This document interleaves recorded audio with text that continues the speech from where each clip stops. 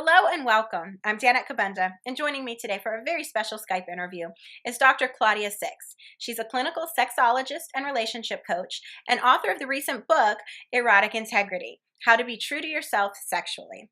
Thank you so much for being here. My pleasure, Danette. So, Dr. Six, you say that sex is basically just an accident waiting to happen. Why do you think that?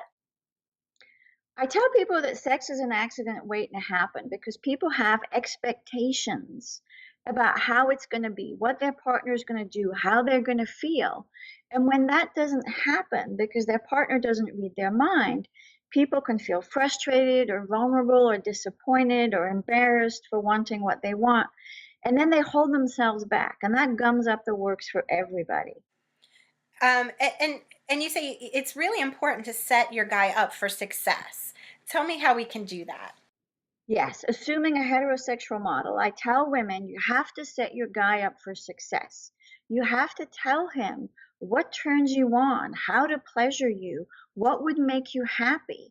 Because then he knows, okay, I can do this to make my woman feel good. I can do this to give her pleasure and make her happy. And then he feels good about himself as a lover, and everybody wins. And it's not a commanding, demanding, I want this. It's inviting your man to pleasure you the way you like. That's a nice way to think of it. I like it. Okay. And do you find that a lot of people tend to think that sex should be like it is in the movies, but that's not a really realistic expectation? Absolutely. I tell people you don't learn to have sex by watching sex in the movies, just like you don't learn to drive by watching chase car scenes in movies. In the movies, often, clothes come off and they're scattered all over the place as people walk through the house, and then they get into these acrobatic positions and there's no foreplay. Well, not much for the woman anyway. And the people are having like spontaneous, simultaneous orgasms. And in real life, it doesn't usually happen that way. People tend to need more, set the scene more, and women in particular often complain about a lack of foreplay. That's so true.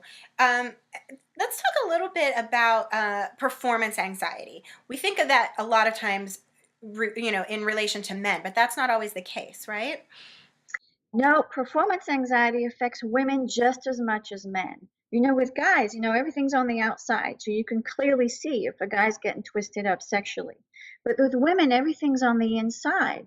But if a woman is in her head and she's not in her body, or if she's preoccupied, or if she's not present and she's worried about her laundry list of tasks, and that can get in the way of her having an orgasm. It can get in the way of her getting turned on. It can get in the way of her participating more fully. And so performance anxiety affects women just as much as men. And you say there's a bit of a learning curve when you're with a new partner. How can we work with that a little bit better? People have to open their mouths and talk to each other, either before they have sex or during or after, as long as it's not when they're frustrated. But you have to talk about what works and what could be better. And if your partner does something that feels good to you, absolutely thank and praise and let them know that you feel good about them as a lover. But you have to talk about things. And that's the key. Having that conversation is Yeah. key. Thank you so much for sharing all of this. It's such great information.